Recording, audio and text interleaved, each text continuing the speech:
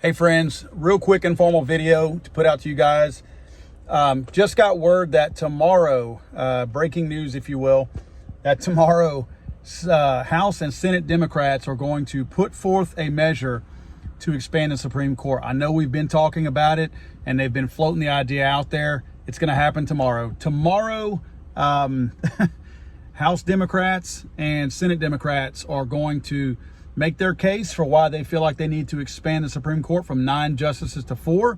The comment is that they are modernizing it, meaning that, from my understanding that I've also seen, is that they intend to implement some type of term limit so that they can get rid of some of the conservatives that they don't want on there. I mean, the whole reason they're doing any of this is simply to clear the court of any conservatives so they can pack it with liberals.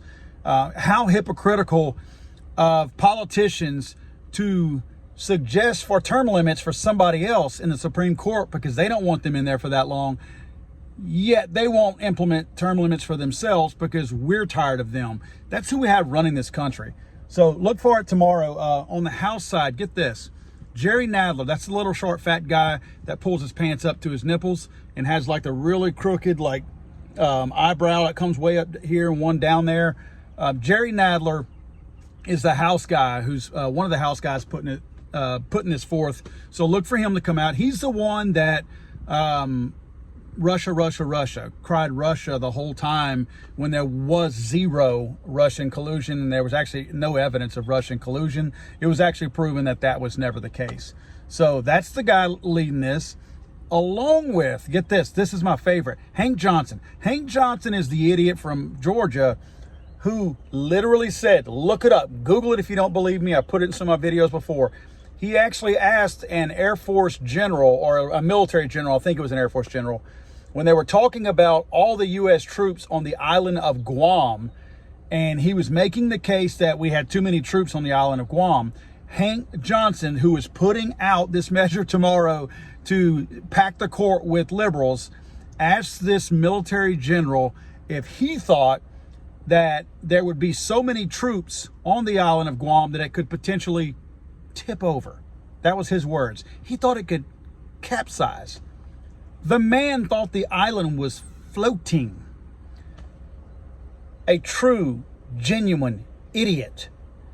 Keeps getting reelected, and tomorrow we'll be putting forth measures along with Jerry Nadler and a bunch of other Democrats to pack the court with 4 more justices because they can't have their way. Guys, I'm upset about this because all the gun bills that we talk about mean absolutely nothing without the chance of the Constitution prevailing whenever they reach the Supreme Court. When these people pack the Supreme Court with 4 liberal justices with Joe Biden in office, we will never win another pro-Second Amendment case ever. It will never happen because we can't rely on the people out there that we expect to be conservatives because, look, they're not always partisan.